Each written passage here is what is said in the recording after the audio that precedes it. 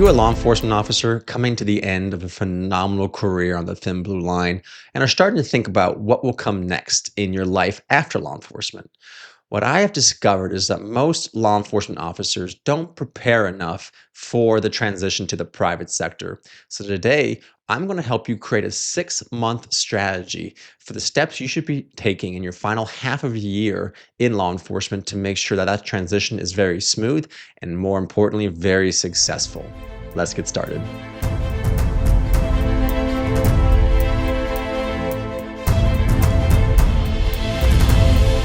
Hello and good morning to you. My name is Colin Whittington. I am the CEO and founder of Recruiting Heroes LLC. I'm also the best-selling author of my debut book, which is Beyond the Thin Blue Line: Career Strategies for Law Enforcement Officers. This book is my ultimate guide to help you transition from a life of service to the private sector. But I am so excited to welcome you here today to the Recruiting Heroes Show. This is episode 26. Moving quite along with this channel, and I love interacting with all of you, especially our law enforcement officers who are preparing for life after service. As always, I'm going to be giving away my Heroes Job Search Guide to anybody who's interested. This is a completely free guide. I'm going to link it down below. You can also find it at recruitingheroesllc.com.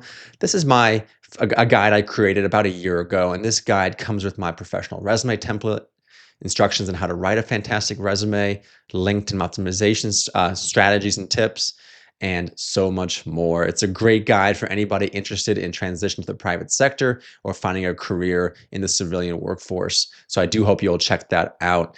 A lot of the resources I'll mention today can be found inside that guide, so I do hope you look at it. As always, do like this video if you can. It really helps with the algorithm on YouTube to show it to more people. I'm obviously a new channel, so anything you can do to help would be really appreciated. Comment down below as well, and then subscribe to the channel. That way you can always see videos when they come out. I usually try to post about twice a week, if not 3 times a week, and a lot of the videos I put out are about the transition from law enforcement to the private sector, because that is what me and my company do every single day. So Recruiting Heroes is a national employment agency, and we help law enforcement officers and veterans transition from a life of service to the private sector, and helping our heroes, as we call them, with that process. And a lot of the steps we'll talk about today are services that we provide as well. But let's get right into it.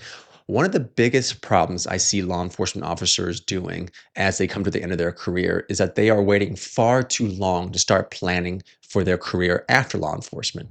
You have a great amount of experience. You're fully in your career, and you're so motivated and passionate about what you're doing that sometimes it's hard to think about what will come next.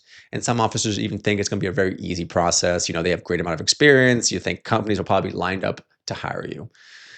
That's true and also not true at the same time. Yes, your skills are so valuable. They are fantastic, and any company would be lucky to have you.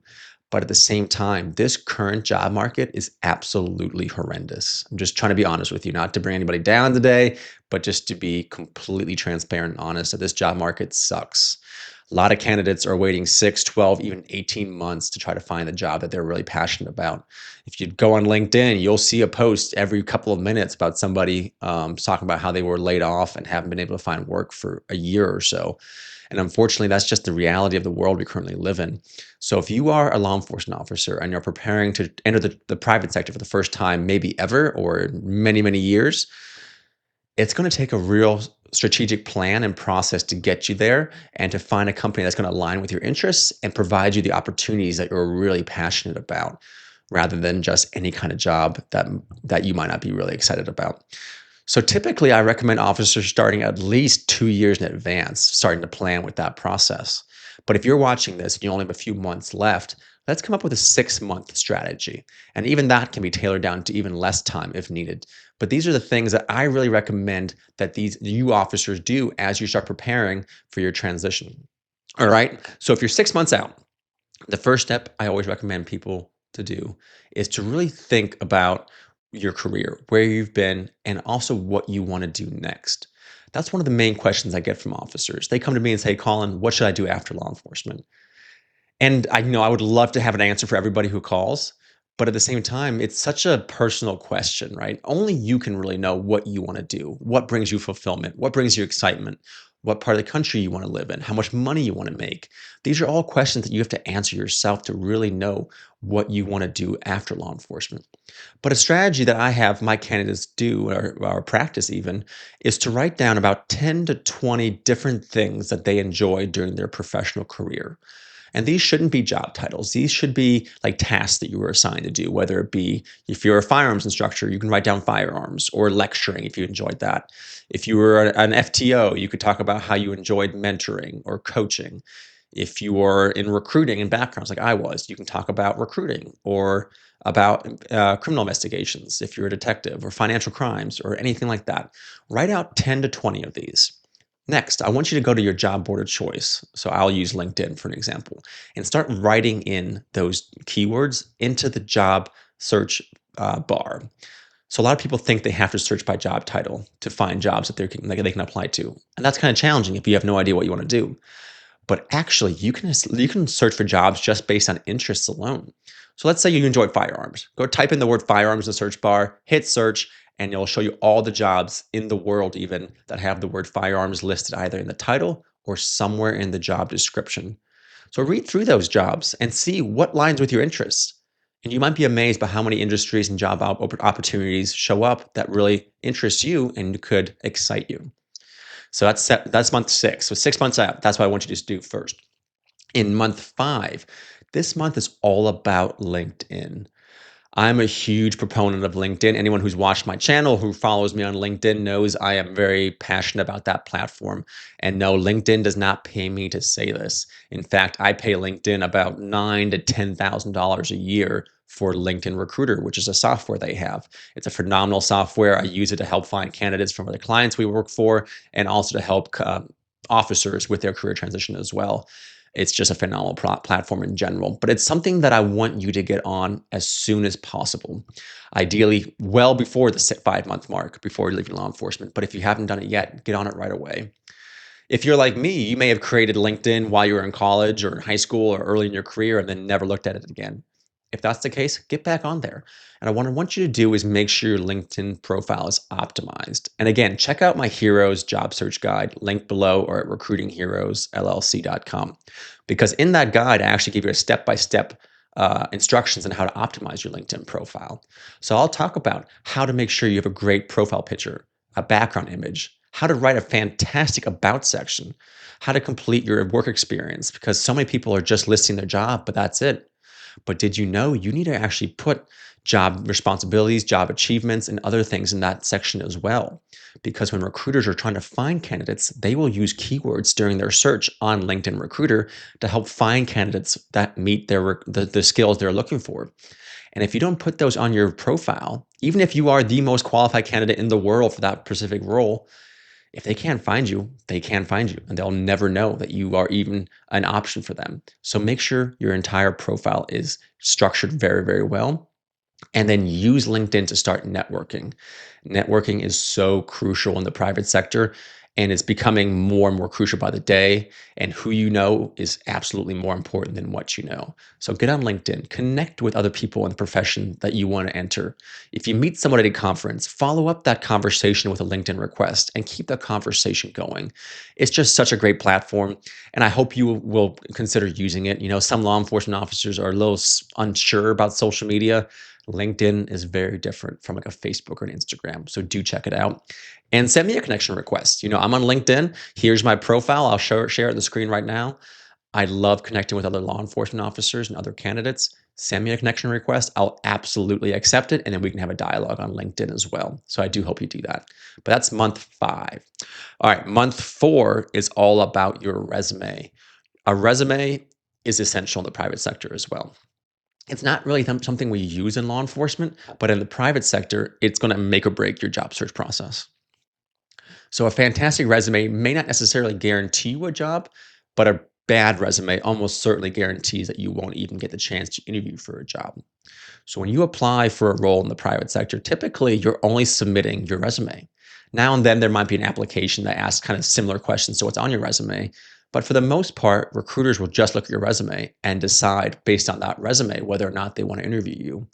And in fact, a recent study showed that the average recruiter is only spending about 7.4 seconds looking at resumes before deciding whether or not to continue with that candidate. So you have a handful of seconds to really stand out to that recruiter. So having a fantastic resume is so important. So again, check out my Heroes Job Search Guide, linked below, or at recruitingheroesllc.com. I sound like a broken record here saying it over and over again, so I apologize. But in that guide, I actually give you my professional resume template, first of all, which is a huge help. And then I talk about how you can actually write a fantastic resume and what's important on there. So things like keeping it to 2 pages, using action verbs, using data to highlight your achievements, having a strong skills section, having a 1 paragraph executive summary that really highlights who you are, and then most importantly, tailoring your resume towards the job you're applying for. These are all super important parts of the resume writing process. And if you're really struggling, I am a professional resume writer. I have now written well over 700 resumes for law enforcement officers who have gone on to have incredible success in the private sector job market and then also with their companies. Largely, in fact, largely because of the resumes that we help create for them. So if you need help, reach out to us at Recruiting Heroes, and I will personally write your resume. So do check it out on recruitingheroesllc.com. But having a strong resume is so essential. So in month 4, make sure that's what you're doing. All right, month 3, it's all about searching for jobs and interview prep work. So you should be on the different job boards every single day. So not just LinkedIn, look at Indeed, look at Dice, look at Monster, look at USA Jobs. If you have a clearance, look at Clear Jobs. There are so many different job boards out there. A simple search on Google can show you all the different job boards that are out there. And I encourage you to look at all of them. And another thing I like people to do as well is if they find a job that interests them, go to that company's website because sometimes they'll actually have more jobs on the website than they do on the job boards. Because not every company advertises all their roles on the job board. Some of them may only do a few. But if you go to their website, you might find way more. And when you're looking at these jobs, make sure it's with a company that aligns with your interests. I tell the story quite a bit that after law enforcement, I joined a company in the IT industry and within, honestly, like a week or two, I realized that I had joined a company that did not align with my interests or my values.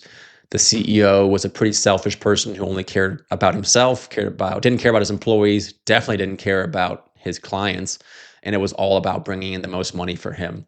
Most employees hadn't gotten a raise in numerous years. There wasn't really growth opportunities and much more. And I should have noticed that during the job search process. I ignored some serious red flags. So what I want you to do is to go on to websites like Glassdoor or salary.com or Indeed. All of these websites give employees, current and former, the opportunity to leave anonymous reviews that where they can go and share their experience working for a company. So read through those reviews, right? And if you only see one out of, 20 or 30 reviews are negative, that might just be one disgruntled person. That happens with any company or organization. But if you're starting to see that over half of the reviews are very, very negative, I'd be very cautious about joining that organization. So make sure you're vetting the company as much as you are vetting the job opportunity itself, because you want to go to somewhere that's going to value you and give you long-term growth potential. Interview prep. Preparing for an interview in the private sector is also very different from in law enforcement. You need to learn how to really sell yourself. You want to talk about the things that you've achieved and have a great answer for a variety of questions, including what are your strengths? What are your weaknesses? Why do you want to work for this company? Tell me about yourself. These are all questions that are going to be answered, as well as behavioral questions. So practice the STAR interview method. The STAR method stands for situation, task, action, and result. And it's just a great way to structure your answer to behavioral questions such as, tell me about a time you had to deal with a difficult coworker, right? Many times candidates are all over the map answering that question, but the STAR method gives you a very structured way of answering that question. And if you need help answering the 11 most common interview questions, I have a free guide for that as well. I'll link it down below and it'll be on our website too. But on there, it gives you a quick overview of how to answer those questions. And if you need more help, I also do interview prep. So I'm happy to sit down with you for an hour, 3 hours, 10 hours if you want to prepare you for your interviews, because it is a skill that you get better at it the more you practice it. So I do want to make sure you become excellent at interviewing because that might be your one chance to impress a recruiter, impress a hiring manager, and to land the job of your dreams. So in month 3, research companies, research opportunities, prepare for interviews. In month 2, this one is interesting, and I think you should be doing this all along, but definitely no later than month 2. When you're researching jobs, what you're going to start finding is that there are a lot of companies in the private sector are really valuing either education or certifications or training. I'm fortunately seeing a shift away from the old requirement of you have to have a bachelor's degree or have to have a master's degree. There are, of course, companies that still require those, but a lot of companies nowadays are looking more favorably towards certifications. This is because they are usually way more tailored and focused on a very specific task or duty that is going to benefit you in that role that you're applying for. Versus a bachelor's degree could be pretty vague. I had a bachelor's degree in political science, and it doesn't really help me in my current job or any other job I could potentially get. So these certifications are also much cheaper, usually quite a bit quicker, and again, more tailored and structured towards the job or industry you're interested in applying to. So as you're going through the job openings that you want to apply to, start looking at the requirements and start seeing what qualifications and what certifications are they really looking for that you can actually start pursuing. So if you want to get into cybersecurity, let's say the CompTIA Security Plus is one of the most popular cybersecurity related courses and certifications that you can get. It's pretty much required for any IT industry role that has anything to do with security. So if you see that on the jobs you want to apply to and you don't currently have it, start making a plan to get that certification. So you may not be able to finish it in time before you want to leave law enforcement, but you can at least sign up for the class and start taking the courses because now you can put on your resume and have an expected completion date. So you're showing future employers that you are working towards it and that you have a passion for this industry and you're making steps to make yourself even better. And that's going to make you stand out far more than the law enforcement officer who's just saying, "Oh, I want to get into cybersecurity. I have no background in it. I haven't done anything to try to make myself a better candidate." So make that extra step in month 2, but ideally even earlier to work towards certifications that interest you. All right, the final month, month 1, or one more month to go on your final month, you need to secure your future. This is about bringing it all home, right? This is where you're landing the final interview and you're crushing that interview and also negotiating a fantastic salary. Negotiating salaries is very expected in the private sector, and it's something that a lot of candidates either don't do or they do very poorly. Again, it's very expected. You're not going to offend anybody by negotiating salaries, but you also need to go into those negotiations with a clear plan. So many of the candidates I work with come to me first and say, "Colin, I have to make $110,000 a year." I say, "Okay, that's great. I appreciate the fact that you've decided this with your family. This is the money that you need to make." But employers don't necessarily care what you want. They need to be shown real data and proof to why you deserve that salary. So again, go on to websites like Indeed, salary.com, or Glassdoor, because all these websites have salary ranges based on certain industries, certain job titles, certain locations. So you can go in there and start looking at, okay, program managers who have about this much experience and this degree like I do are typically making this much money in my region. So now when you go into your negotiations, you can talk to the manager and say, "Hey, you guys offered me 80,000, but what I'm seeing in my research is that the average salary for someone with my amount of experience and my educational background is around 95,000. So that's salary that I think would be fair for both sides." And then, of course, they'll probably counter again, but you can continue going back and forth. But now you're going into these negotiations with actual facts and not just pure emotion, which is what so many officers and candidates in general do. They go into these negotiations just throwing out a number out there, and it's just based on their financial needs, not really what they deserve or what the position deserves. Because it's very possible that you might only want $80,000 a year, but if you're getting offered a job where you deserve to be making $100,000 a year, it would be foolish of you to only ask for 80 because that's all you need. You should be paid what you deserve. And I think going into these negotiations with a clear plan is so important. So hopefully in your last month, you'll be landing this job so you can leave law enforcement and instantly have that smooth transition to the private sector. If that's not the case for you, continue working the process, okay? Continue applying for jobs, tailoring your resume, network, network, network, and reach out to us at Recruiting Heroes, because all we do is help law enforcement officers with their career transition, and we would love to help you as well. Again, if you come to us, we would love to help you. Mention watching this video, because I would be excited and honored to work with you, and I'll give you 20% off just for being a loyal follower of this show. So reach out to us at Recruiting Heroes, send me an email, say, hey, Colin, I watch your show on YouTube. I'd love to work with you on either the resume or LinkedIn or career coaching or whatever else. Can I have it for 20% off? And I'll absolutely do that for you. So please do reach out to us at recruitingheroesllc.com. And if you have any questions, if there's anything that I haven't covered today that you want me to go into more details on, or cover something that I haven't done in the past, let me know. Comment down below. Again, like the video and subscribe to the channel. It really does help. It means a lot to me. And I'll see you all on the next video. Bye. Have a good day.